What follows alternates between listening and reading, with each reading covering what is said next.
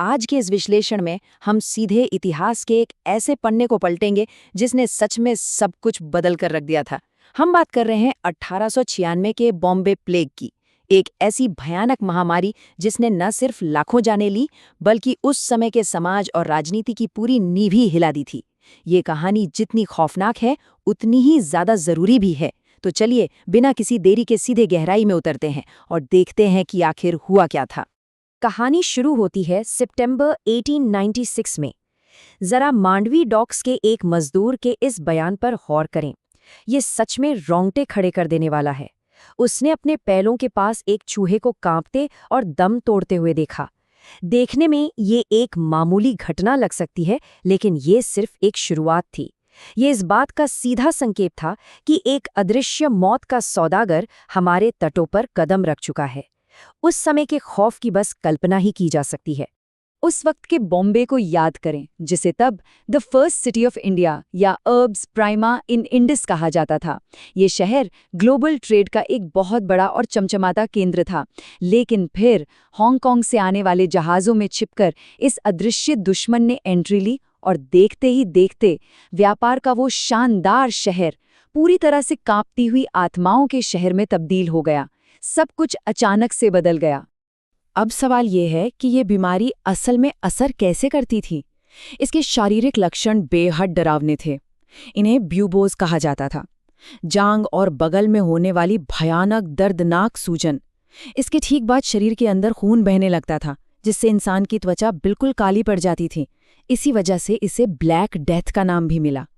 ये बीमारी बॉम्बे की उन भीड़-भाड़ वाली चौलों में चुपचाप लेकिन बेरहमी से फैलने लगी, जहां लोग एक दूसरे के बिल्कुल सटकर रहते थे।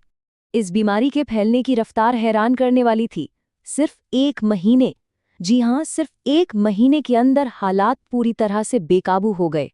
सितंबर 1896 में डॉक्स पर जो सिलसिला शुरू हुआ, वो अक्टूबर तक इतने भयंकर आतंक में बदल गया कि हजारों लोग अपनी जान बचाने के लिए बदहवास होकर शहर छोड़ने लगे। वो भागकर मध्य भारत की तरफ जा रहे थे। ये सिर्फ एक बीमारी का फैलना नहीं था, बल्कि रातों रात पूरी की पूरी आबादी का पलायन था। यहाँ पर स्रोत सामग्री एक बहुत ही दिलचस्प लेकिन दर्दनाक ऐतिहासिक समानता दिखाती है। 1896 के इस बड़े पलायन की तुलना 1947 के विभाजन के दौरान हुए उस भयंकर जनसंख्या पलायन से की गई है। लोग बीमारी के खौफ से भाग तो रहे थे, लेकिन अनजाने में वो उसी बीमारी को भारत के एकदम मध्य हिस्सों तक भी ले जा रहे थे। दोनों ही घटनाओं में एक बात समान थी। लोगों का एक बहुत बड़ा हुजूम खौफ के साए में अपना सब कुछ छोड़कर बस चलता जा रहा था। भाग 1, 1897 का महामारी रोग अधिनियम, सार्वजनिक स्वास्थ्य या औपनिवेशिक आतंक। इस पूरी स्थिति में ब्रिटिश सरकार का रवैया देखने लायक था। उनका मुख्य डर लोगों की भलाई नहीं, बल्कि अपने वैश्विक व्यापार और मुनाफे को बचाना था। 1897 के अधिनियम के तहत जो तथाकथित स्वच्छता उपाय लागू किए गए, वो असल में रूह कंपा देने वाले थे। भारी जूतों की आवाज करते हुए सैनिक लोगों के घरों के दरवाजे तोड़ रहे थे। महिलाओं को जबरन निरीक्षण के लिए सड़कों पर घसीटा जा रहा था। गरीबों का बचा खुचा सामान जला दिया जा रहा था और परिवारों को जेल जैसे दिखने वाले क्वारंटीन कैंपों में ठूंसा जा रहा था। ये बीमारी से बचने का तरीका कम और खौफ का एक नया रूप ज्यादा था। अब यहाँ जो सबसे गौर करने वाली बात है वो ये कि स्रोत इन शुरुआती प्लेग कानूनों की तुलना सीधे तौर पर बाद की दमनकारी नीतियों से करता है। पुलिस और प्लेग कमेटियों को जो असीमित ताकत दी गई थी, उसकी तुलना 1919 के उस कुख्यात रॉलेट एक्ट या काले कानून से की गई है, जिसने आगे चलकर जलियांवाला बाग जैसी घटनाओं की जमीन तैयार की। ये तुलना साफ दिखाती है कि कैसे इन स्वास्थ्य कानूनों को जनता पर भारी नियंत्रण करने के एक हथियार के रूप में देखा गया था। जाहिर है, इस मनमानी से पूरे समाज में गुस्से और विद्रोह की एक भयानक आग भड़क उठी। बाल गंगाधर तिलक जैसे नेताओं ने इन क्रूर उपायों का कड़ा विरोध किया। उन्होंने बिल्कुल सही कहा था कि अंग्रेजों का ये जो तथाकथित इलाज है ना, वो असल में बीमारी से भी ज्यादा दर्दनाक है।